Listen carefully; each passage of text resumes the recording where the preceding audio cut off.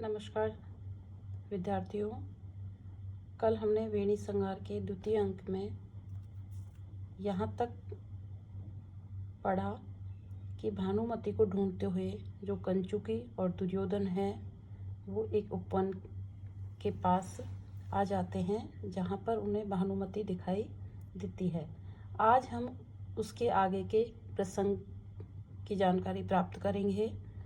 श्लोक है, प्राले मिश्र मकरंद कराल कोशे पुष्पै सम निपतिता रजनी प्रबुद्धै अर्क आशु भिन्न मुकुलोदर सांद्र गंध संसूचितानि कमलान्य अलय पतंती। प्राले मिश्र मकरंद है।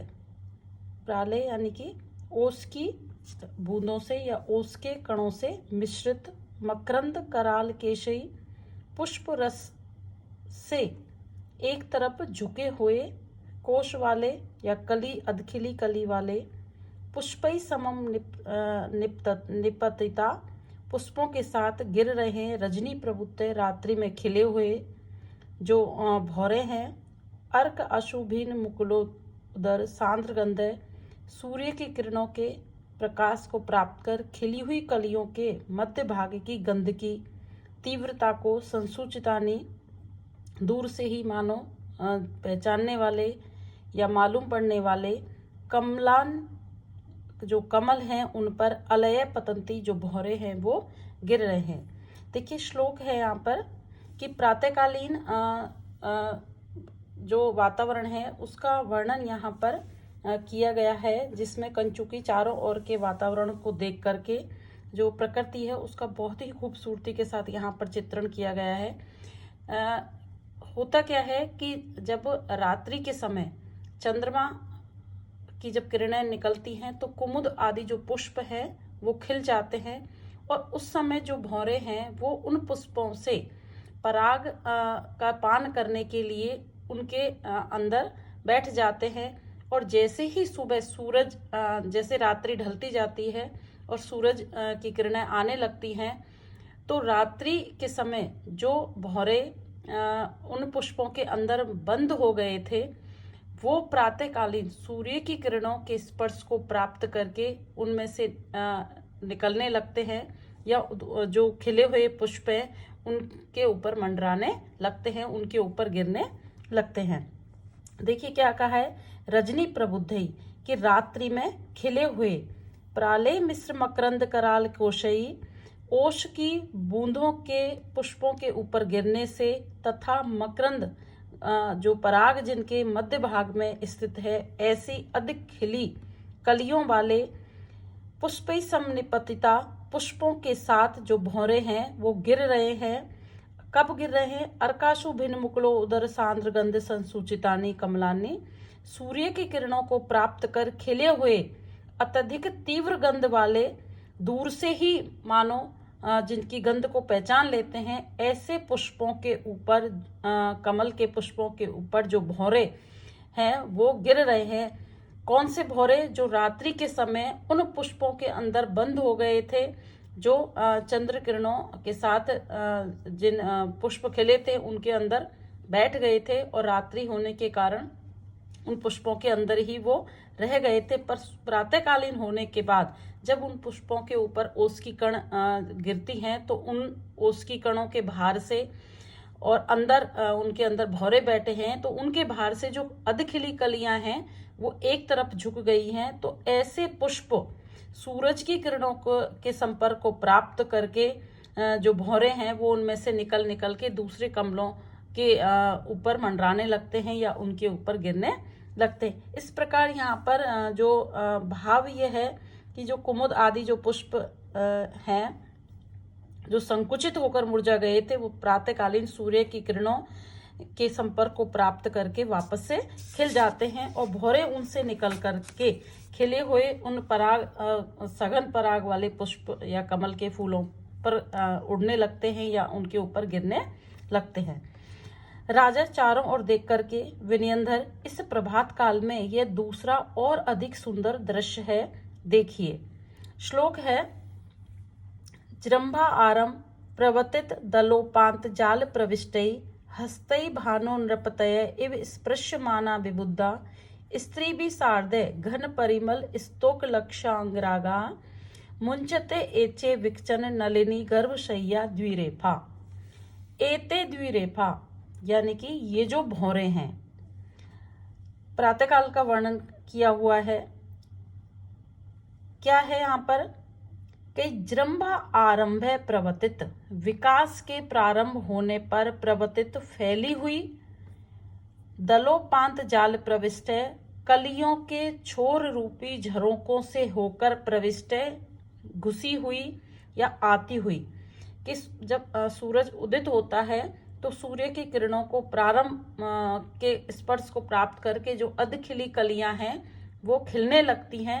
तो विकास के प्रारंभ होने पर, विकास यानी कि सूर्योदय के होने पर अधखिली कलियों के किनारों के झरोकों से प्रविष्ट होकर या घुसी हुई, हस्ते भानो स्पृश्यमाने मानो सूर्य की किरण रूपी हाथों के स्पर्श को प्राप्त करके नृपतय इव विबुद्धा राजा के समान जागी हुई या राजा के समान स्पर्श को प्राप्त करके उठे हुए, घन परिमल स्तोक लक्ष्य अंगरागा सघन जो गंध है उसके प्रकट होने से अत्यधिक पराग वाले, स्त्री भी सार्ध है स्त्रियों के साथ,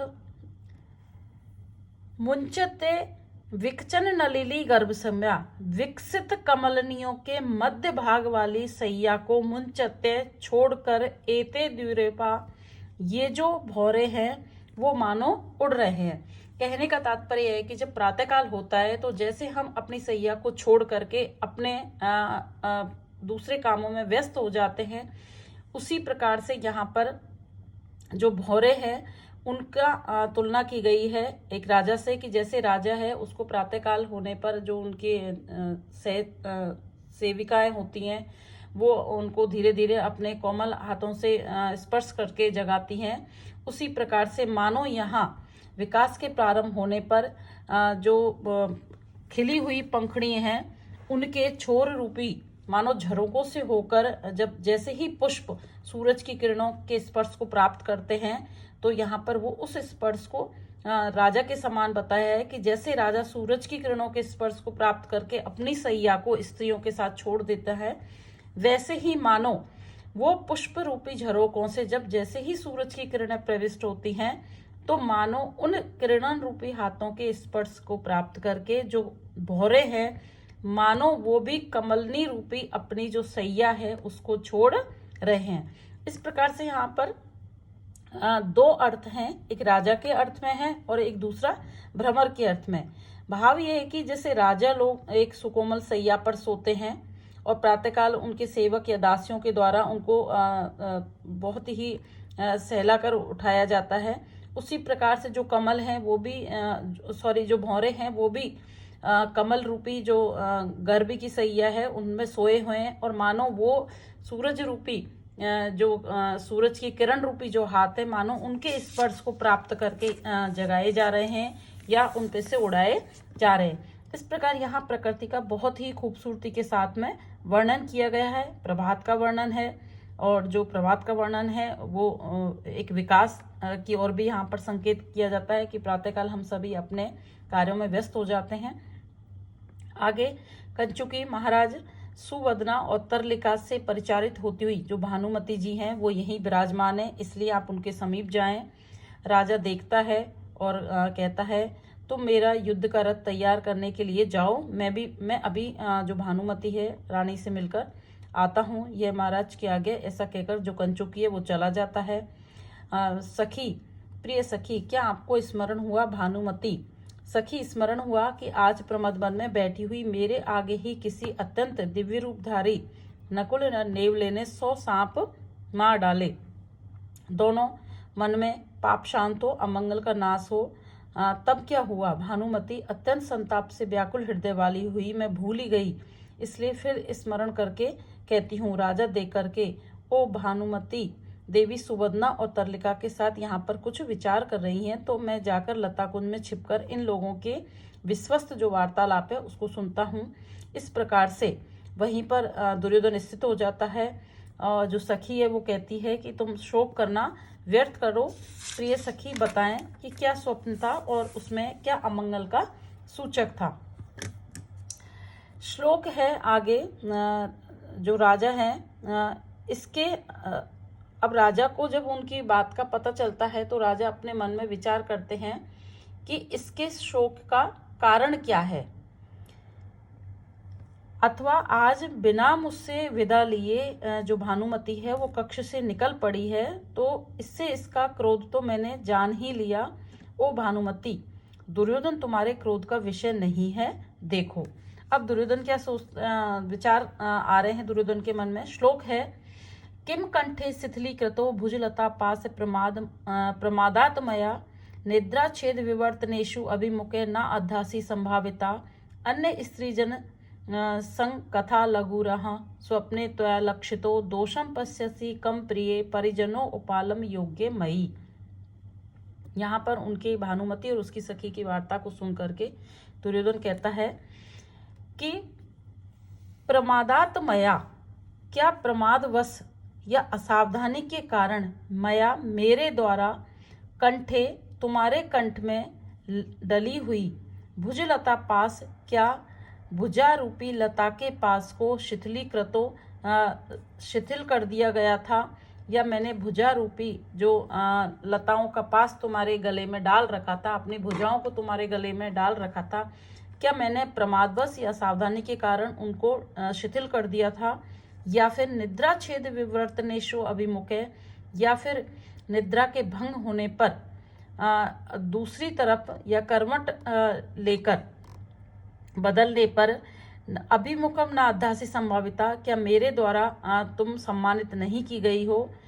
इस प्रकार से अन्य स्त्रीजन कथा लघुर अहम स्वप्ने त्वया लक्षितो, या फिर स्वप्न में त्वया तुम्हारे द्वारा अन्य स्त्रीजन कथा कि मैं किसी अन्य स्त्री के साथ वार्तालाप करने के कारण लक्षितो क्षुद्र मान लिया गया हूँ। परिजनों पालंब योग्य कि सेवक के समान भर्त्सना के योग्य मई मुझ में कम प्रिय दोषे पश्यति। हे प्रिय भानुमति, तुम किस प्रकार के दोष को देख रही हो ये मैं अभी समझ नहीं पा रहा हूँ।